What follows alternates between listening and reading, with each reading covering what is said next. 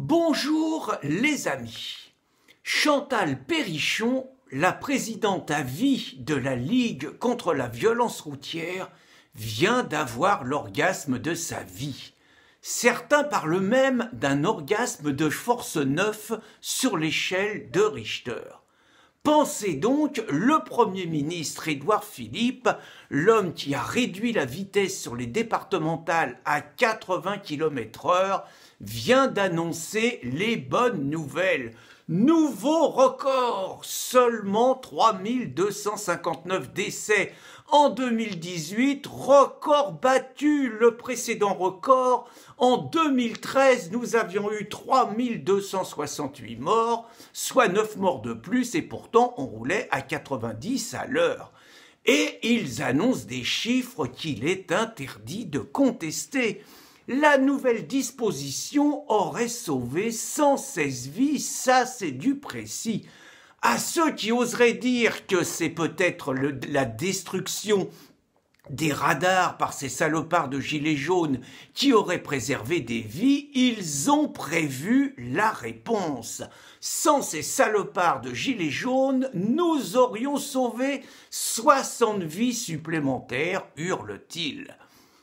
Et malgré tout ça, cette bienfaitrice de l'humanité, Chantal Perrichon, suscite, c'est le moins qu'on puisse dire, des réactions pour le moins hostiles dès qu'elle apparaît sur un écran de télévision. Ce sont insultes, cris, injures. Certains même sur les réseaux sociaux avaient monté un groupe pour écraser Chantal Perrichon, ce qui naturellement n'est pas bien. De nombreuses personnes, même s'ils la trouvent excessive, on lui trouve l'excuse parce qu'ils sont convaincus avec son air souffreteux qu'elle a perdu un enfant dans un accident de la route. Eh bien c'est faux, elle n'a jamais dit ça. Sa prédécessrice, celle qui présidait la Ligue contre la violence routière, avait elle perdu 2 filles. Mais Chantal Perrichon n'est qu'une fonctionnaire, il n'y a pas d'adhérent à la Ligue contre la violence routière, elle est détachée par l'État. C'était une féministe du MLF en 1968 qui a ajouté à sa haine du mâle blanc hétérosexuel la haine de l'automobiliste essentiellement mâle. Elle était au CNRS et finalement l'État s'est dit que c'était bien de détacher une fonctionnaire qui n'avait jamais trouvé grand-chose jusqu'à ce jour et de la coller dans un lobby culpabilisant les automobilistes.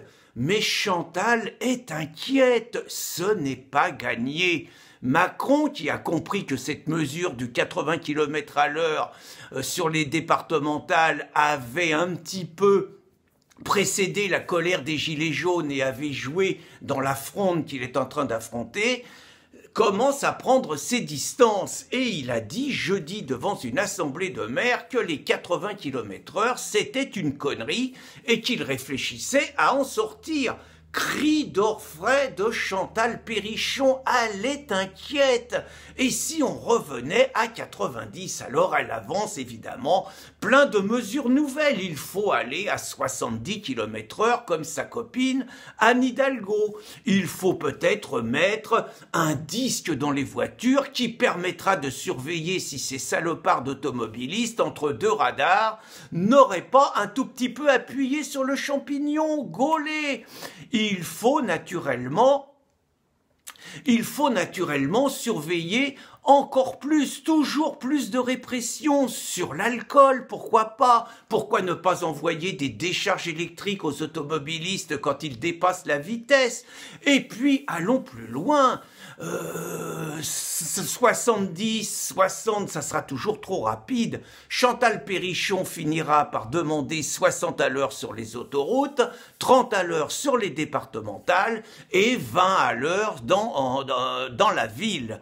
Et puis finalement, elle interdira peut-être, une fois qu'on aura 0 gramme d'alcool, comme dans les pays de l'Est, même plus le droit de boire un verre de blanc, elle s'interrogera peut-être, est-ce qu'on peut conduire une voiture moins de 12 heures après avoir eu un rapport amoureux?